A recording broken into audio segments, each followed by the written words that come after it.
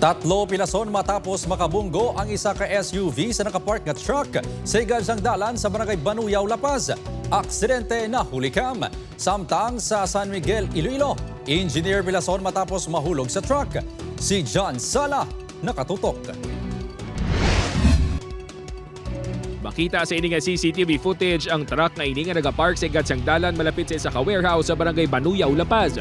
Mation-tion, gulpi lang ang bumunggo sa likod nga bahin sang amo nga truck ang ini nga SUV. Bangod sa mabaskog nga impact na wasak ang panguna nga bahin sang salakyan. Sa investigasyon sa kapulisan nagdulog ang delivery truck sa igansang dalan kag naka-hazard. Tungod nga i-check kung tani isang driver ang guma sa panguna. Kinkakibot na lang sang driver sang truck nga may naglagapok. Pilaso ng driver sang SUV, subong man ang duwa sini ka mga sakay kag gindala sa ospital. Stable naman to sirang duwa, isa wala pa ka bugnaw. Sa follow-up investigation sa La Paz PNP yara kuno sa impluwensya sang makahulubog nga ilimno ng driver kag duwa pa sini ka sakay. Posible man kuno nga napiyungan ang driver.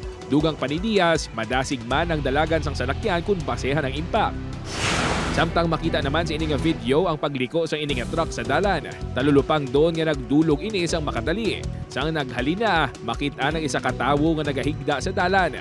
Nahulog kuno ini nagikan sa nalikod nga porsyon sang truck. Ang insidente ang natabo sa barangay San Jose, San Miguel, Iloilo kagabi. Ginkilalang lalaki nga si Engineer Loran Buteros, 31 anyos, residente sang barangay San Antonio, Oton.